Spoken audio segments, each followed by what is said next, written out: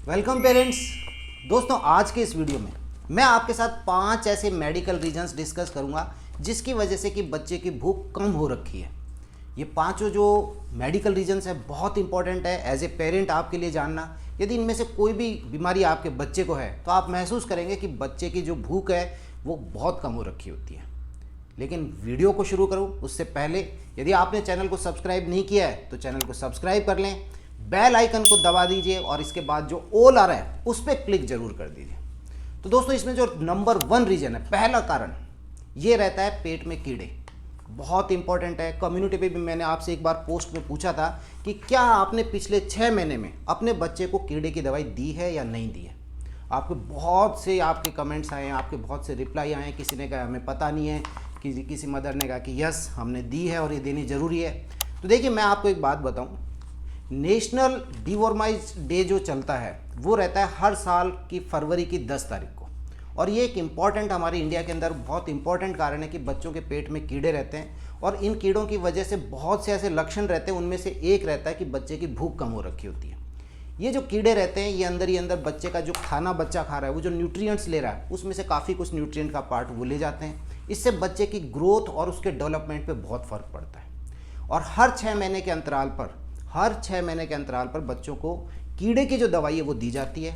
1 से और 19 साल तक के लिए इसका जो समय है, वो जो आयु है वो निर्धारित की हुई है।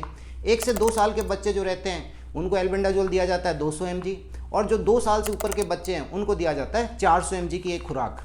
सवाल उठता है कि ये दवाई कब देनी चाहिए, रात में दें, खाना खाने से पहले दें, बाद में दें।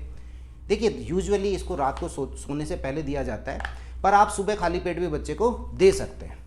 इसके साइड इफ़ेक्ट्स वगैरह कोई छोटे मोटे साइड इफ़ेक्ट्स होते हैं, पेट के अंदर छोटा मोटा कोई गैस वगैरह बन गई है, नोजिया, वोमिटिंग, कोई बहुत बड़े इसके साइड इफ़ेक्ट नहीं होते हैं। इवन आंगनवाड़ी के जो वर्कर्स होते हैं उनको वो देते हैं बच्चे को। जो टीचर्स होते हैं स्कूल में वो भी देते हैं बच्चे को।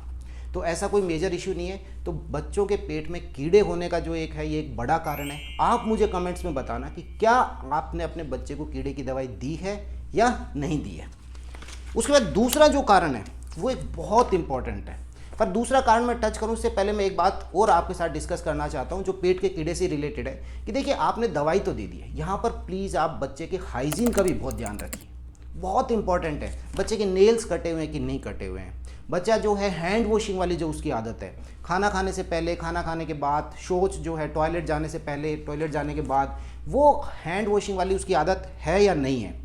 और एक बहुत इंपॉर्टेंट कि जब बच्चा बाहर जा रहा है तो क्या उसने पैरों में चप्पल पहन रखी है या नहीं है, शूज, स्लीपर्स वो उसके पैरों में है या नहीं, क्योंकि ये जो कीड़े हैं ये वहाँ से भी एंट्री करते हैं। तो इट इज़ वेरी इंपॉर्टेंट कि आपका बच्चा बाहर जा रहा है, खेल रहा है, तो नंगे पैर नहीं हो।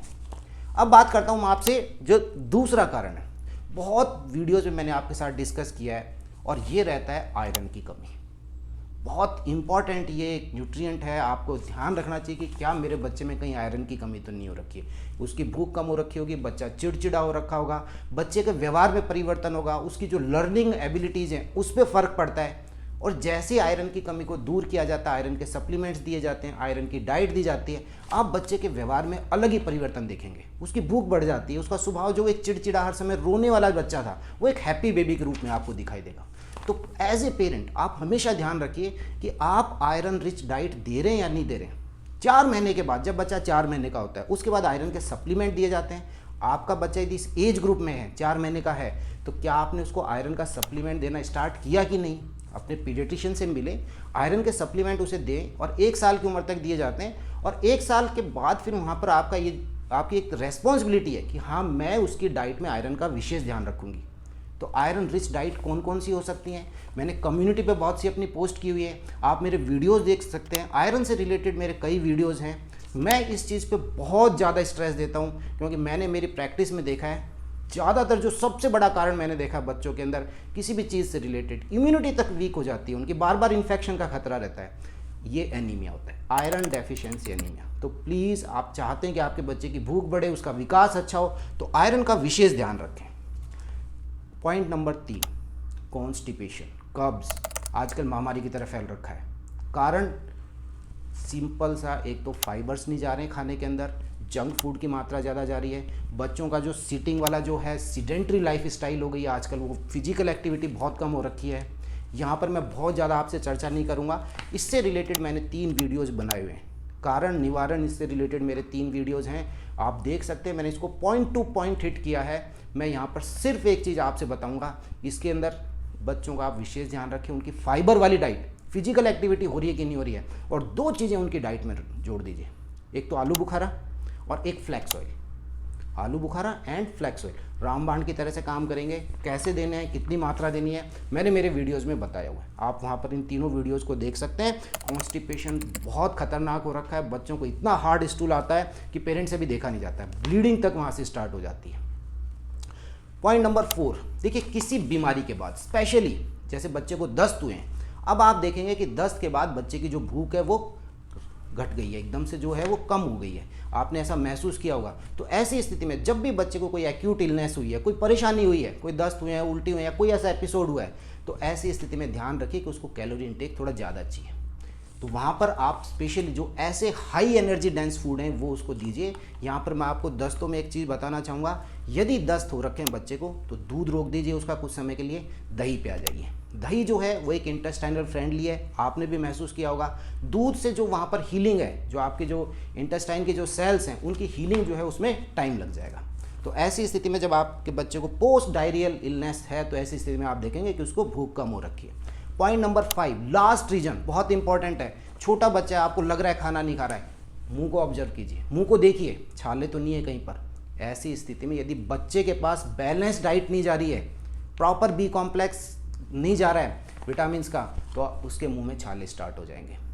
यदि कई बार आपने देखा होगा कि जीभ के ऊपर एक सफ़ेद सी पपड़ी जमी हुई है, सफ़ेद सा, तो ये क्या है, ये कैंडिडियासिस है, एक तरह का फंगल इन्फेक्शन है, ज़्यादातर किन बच्चों में, जो बॉटल्स फीडिंग करते हैं। प्लीज़ बॉटल को बच्चे से दूर कीजिए, ये बीमारियों का एक बड़ा कारण है। यदि कैंडिडियासिस आपको इस तरह का दिख रहा है, अपने डॉक्टर के पास जाइए, वो कुछ लोशन देंगे लगाने के लिए, कुछ टैबलेट दी जाती है एंटी फंगल, उनको यूज कीजिए और बच्चे की बैलेंस डाइट पे ध्यान दीजिए।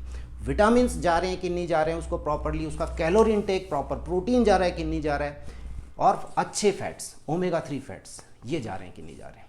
तो दोस्तों ये 5 कारण थे जो मैंने आपके साथ में शेयर करे हैं, जो मुझे लग रहा था कि मैं आपके साथ शेयर करूं, आपको अच्छा लगेगा, आपको पता होगा तो आप अपने बच्चे का और स्पेशल ध्यान रख पाएंगे। अपने बच्चे का ध्यान रखिए, अच्छा खाना खिलाइए, बैलेंस डाइट दीजिए।